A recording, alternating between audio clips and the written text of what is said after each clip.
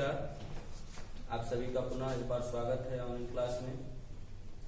आज हम लोग पढ़ने जा रहे हैं क्लास 12 का फिजिक्स, जिसके अंतर्गत हम लोग अभी पढ़ रहे हैं इलेक्ट्रोस्टैटिक्स। पिछली कक्षाओं में इलेक्ट्रोस्टैटिक्स में हम लोग आवेश से संबंधित उसके गुण, उसके प्रकार, उससे संबंधित उसके क्रियाकलाप, उसके न्यूमेरिकल्स, उसके आधार पर आवेशों के बीच लगने वाला बल, कूलॉम का नियम, इन सारी बातों को हम लोग जाने। इसके अलावा दो आवेशों के बीच लगने वाला गुरुत्वाकर्षण बल, स्थित वैद्युत बल, दोनों बल की तुलना, इससे संबंधित हम लोग सारे काम कर चुके हैं। यही नहीं, इसके अलावा आवेश से संबंधित हम लोगों ने न्यूमेरिकल किया, ऑब्जेक्टिव किया। अब हम लोग अगला आवेश से संबंधित ही एक टॉपिक है जिसको हम लोग पढ़ेंगे। इसके पश्चात हम लोग अगले टॉपिक की ओर प्रस्थान करेंगे। तो क्या टॉपिक है? बहुत आसान है। आवेश का वितरण, यानी कि वितरण का मतलब होता है कि अगर यहाँ पर कुछ जमा है, मेरे पास अगर कुछ आपको जमा पूंजी है, उसको हम अलग अलग भागों में बांट देते हैं तो अब वितरण कहलाता है। तो आवेश का वितरण कैसे होता है? तो आवेश का वितरण दो प्रकार से होता है। एक होता है संतत वितरण और एक होता है असंतत वितरण। अब संतत वितरण किसे कहते हैं और असंतत वितरण किसे कहते हैं, यह जानें। दो बिंदुओं पर, दो बिंदु ले लें, दो भिन्न भिन्न बिंदुओं पर अगर भिन्न भिन्न आवेश दिए गए हैं और वह एक दूसरे के नजदीक है, यानी कि उन आवेशों के बीच की दूरी क्या है? नगण्य है, बहुत ही कम है, तो वहां पर जो आवेश का वितरण होगा, जो एक बिंदु से दूसरे बिंदु में आवेश जाएगा, वह वितरण आपका संतत वितरण कहलाता है। लेकिन दो आवेशों के बीच की दूरी जब अधिकतम हो जाएगी, अधिक हो जाएगी, उस स्थिति में आवेशों के बीच का जो वितरण होगा वह असंतत हो जाता है। तो हमको क्या परिभाषा हम देंगे संतत वितरण के लिए? कि दो भिन्न भिन्न बिंदुओं पर भिन्न भिन्न आवेश दिए गए हों और दोनों भिन्न भिन्न आवेश वाले बिंदु एक दूसरे से नगण्य दूरी पर हो, तो वहां पर आवेश का वितरण जो होता है वह वितरण संतत वितरण कहलाता है। यानी कि जब वह आवेश एक दूसरे के एकदम निकट होगा, बहुत ही नजदीक होगा, तो यहाँ पर जो प्रभाव होगा वह बहुत ही ज्यादा होगा। और जब यह ज्यादा दूरी पर होगा तो इसके बीच जो वितरण होगा यह क्या कहलाएगा? असंतत वितरण। यानी कि हम कह सकते हैं कि दो भिन्न भिन्न बिंदुओं पर दो भिन्न भिन्न आवेश दिए गए हों, तो उनके बीच आवेश का वितरण जो होता है वह वितरण, उनके बीच की दूरी अगर नगण्य हो तो वह वितरण आपका संतत वितरण कहलाता है।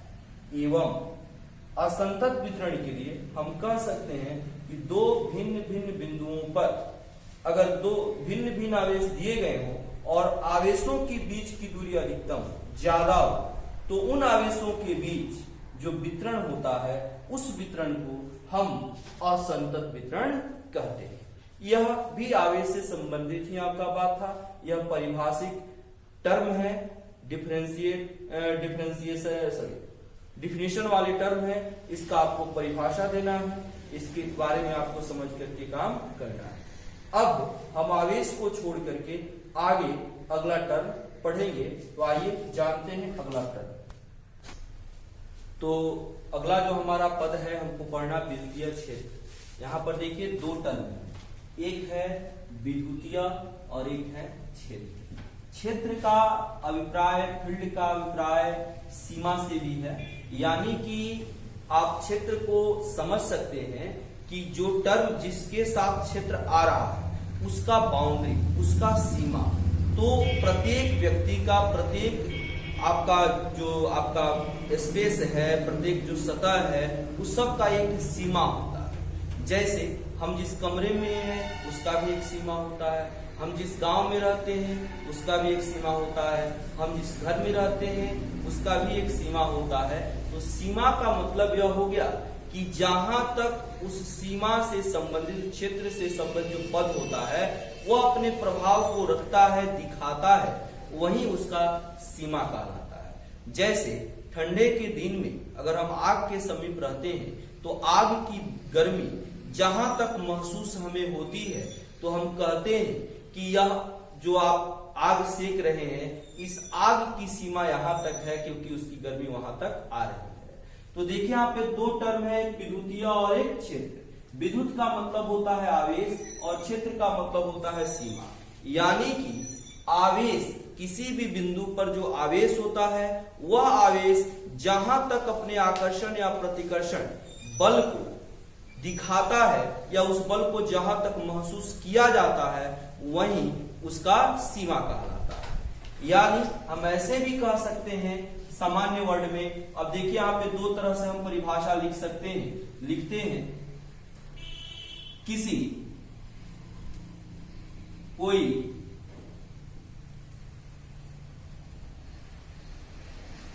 आवेश किसी बिंदु पर, ऐसे लिखें, किसी बिंदु पर उपस्थित आवेश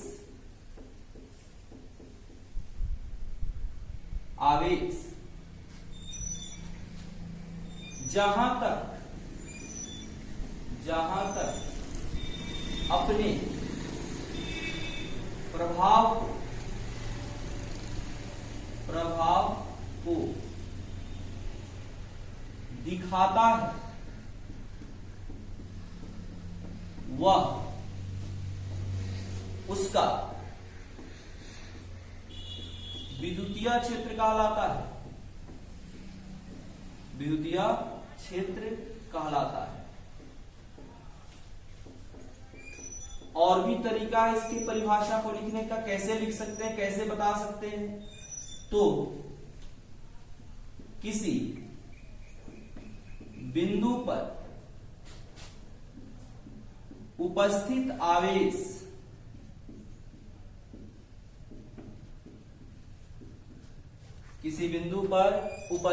आवेश अपने चारों तरफ जहां तक आकर्षण या प्रतिकर्षण बल के प्रभाव को दिखाता है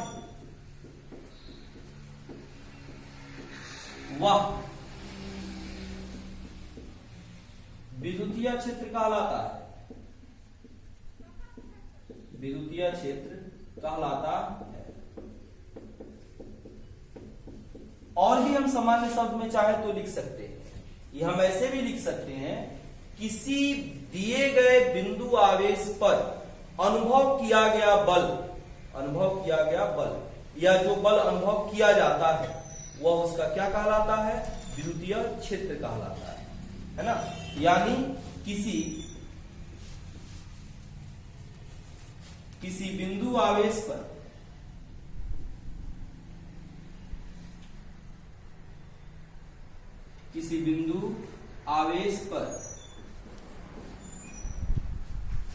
जिस सीमा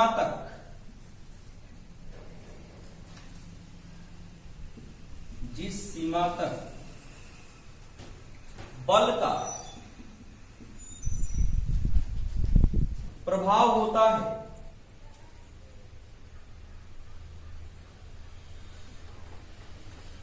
आवेश पर लिख सकते हैं या आवेश का लिख सकते हैं, दोनों चलेगा।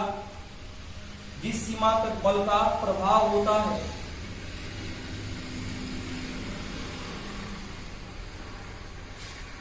वह आवेश का सीमा विद्युतीय क्षेत्र कहलाता है। विद्युतीय क्षेत्र कहलाता है।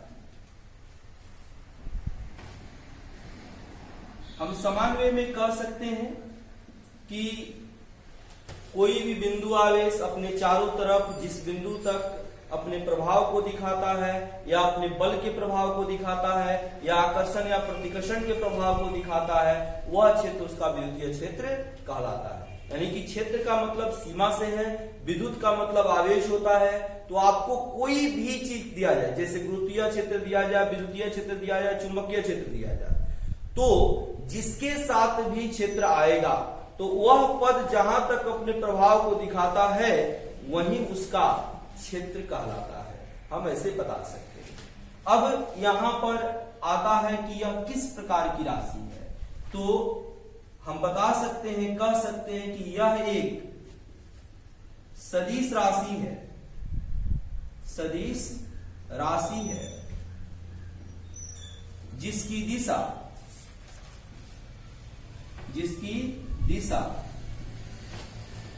विजातीय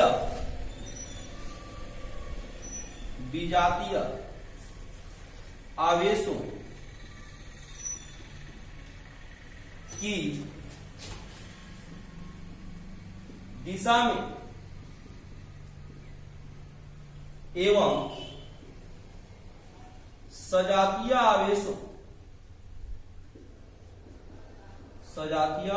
आवेशों के विपरीत दिशा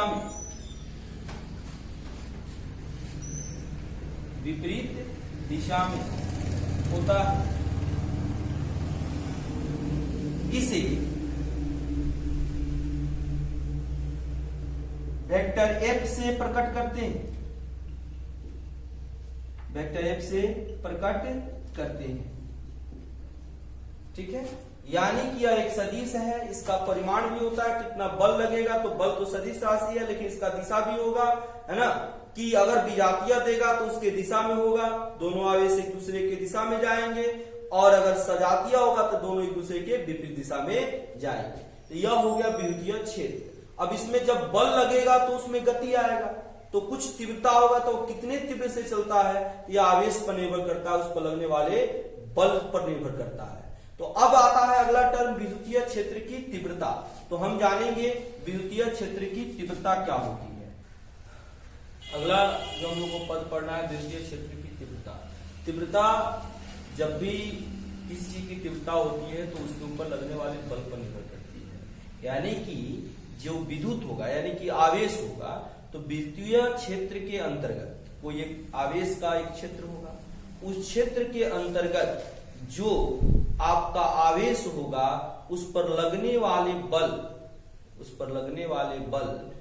का जो प्रभाव होता है, यानी कि किसी विद्युतीय क्षेत्र की अंतर्गत उपस्थित प्रति एकांक आवेश पर लगने वाला जो बल होता है, वह बल के कारण जो उसमें आपका गुण पाया जाता है, जो तीव्रता होता है, उसी को हम विद्युतीय क्षेत्र की तीव्रता कहते हैं। यानी कि हम कह सकते हैं कि किसी विद्युतीय क्षेत्र के अंतर्गत आवेश होगा, उसका एक क्षेत्र होगा, तो किसी विद्युतीय क्षेत्र के अंतर्गत उपस्थित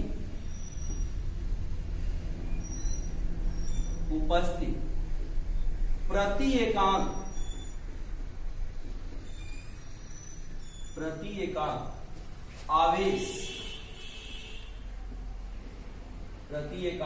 आवेश पर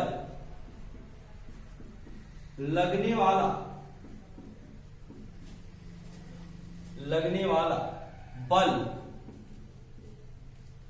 विद्युतीय क्षेत्र की तीव्रता कहलाती है। विद्युतीय क्षेत्र की तीव्रता कहलाती है। विद्युतीय क्षेत्र की तीव्रता कहलाती है।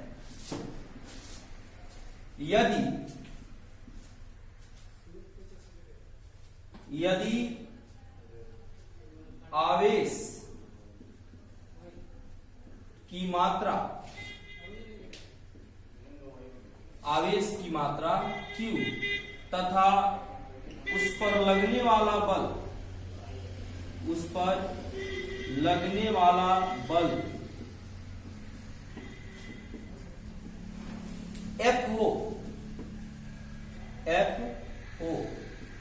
तो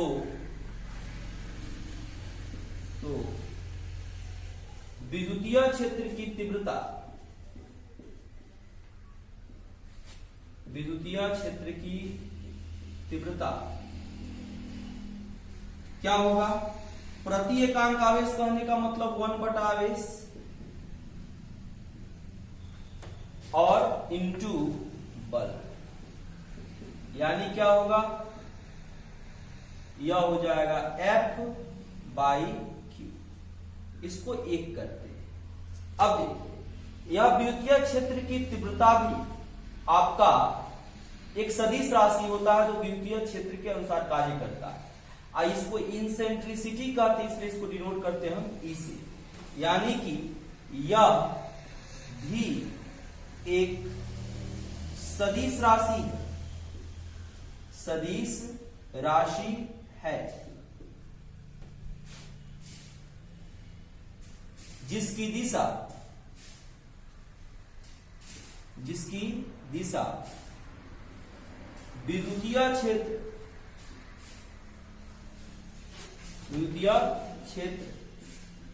के अनुसार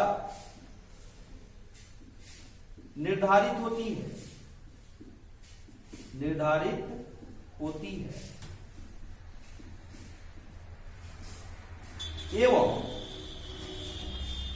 एवं इसे वेक्टर ई से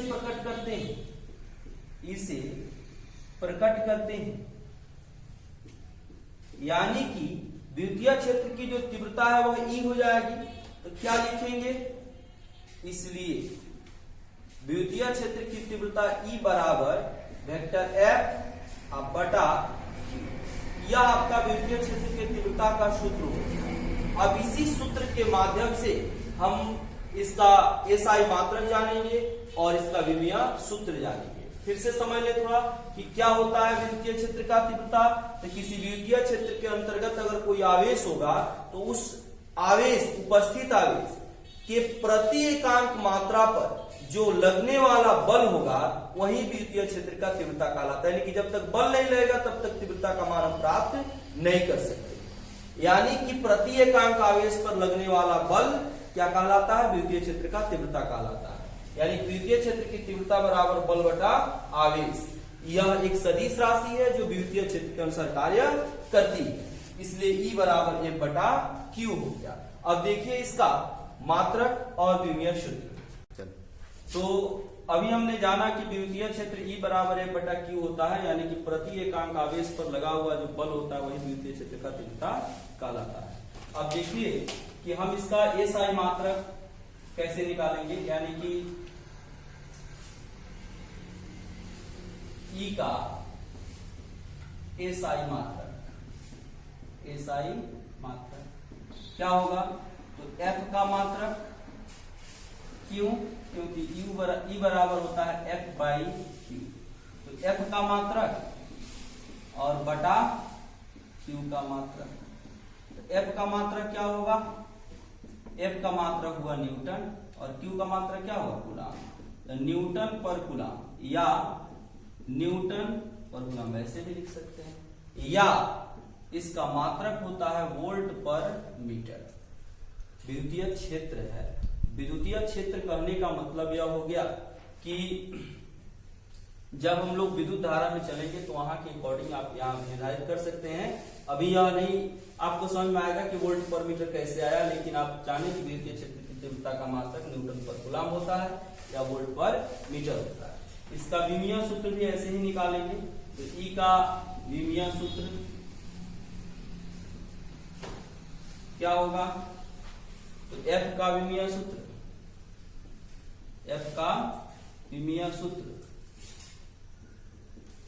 बटा Q का विमीय सूत्र। तो क्या होगा? MLT माइनस 2 और Q के लिए क्या होगा? IT, या इसको AT लिख सकते हैं।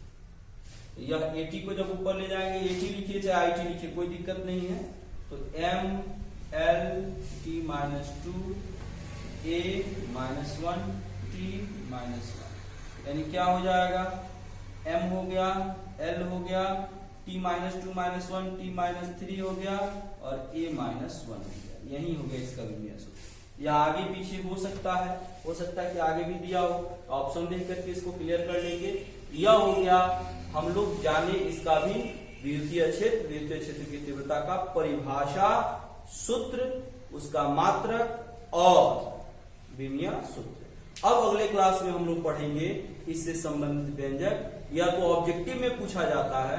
अब आगे जो पढ़ेंगे कि अलग अलग माने बिंदु आवेश दिया जाएगा तो कहाँ बिंदु आवेश रहेगा तो उसका विद्युतीय क्षेत्र का तीव्रता क्या होगा, यानी कि विद्युतीय क्षेत्र की तीव्रता का निर्धारण करेंगे आवेश के भिन्न भिन्न स्थितियों में रहने पर।